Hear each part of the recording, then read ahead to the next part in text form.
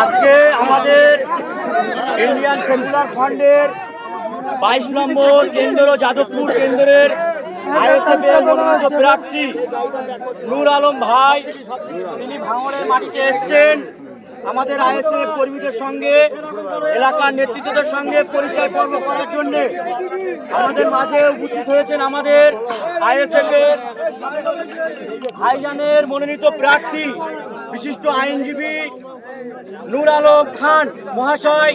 তিনি আমাদের মাঝে উপস্থিত। তানার থেকে আমরা দু একটা কথা শুনে নেব।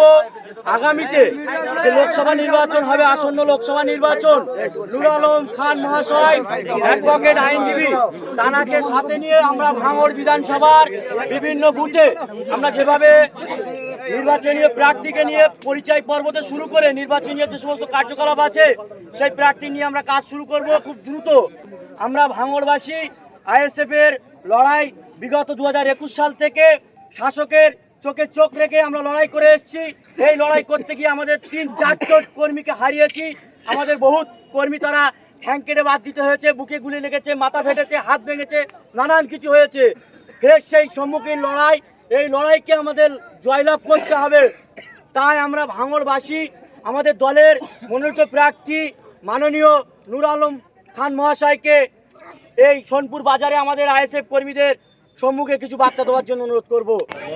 আচ্ছা, আমি আপনাদেরকে একটু স্লোগান তুলবো, আপনারা একটু আওয়াজ দেবেন, রাজি আছেন? খুব সুন্দর, খুব সুন্দর।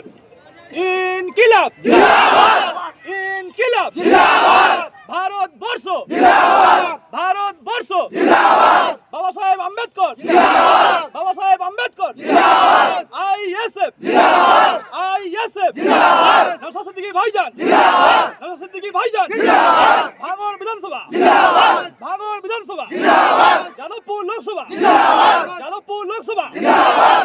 ধন্যবাদ, ধন্যবাদ সবাইকে। আপনারা যারা এসছেন ভাঙড় বিধানসভার সমস্ত অধিবাসীগণ, সত্যি আমি ধন্য হয়েছি।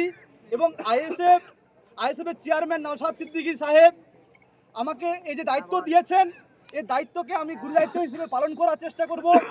আর এই ভাঙড় বিধানসভায় যে অরাজকতা সৃষ্টি হয়েছে, এই অরাজকতাকে, দুর্নীতিকে আমরা পুরো শিকড় থেকে উৎখাত করার জন্য প্রয়াস চালাবো। এর জন্য আপনাদেরকে এই বিধানসভার কোনো বিরোধী আর কোনো দল থাকার কথা নয়, শুধু আইএসএফ অনলি খাম চিহ্নে ভোট হবে। আপনারা সবাই প্রস্তুত আছেন?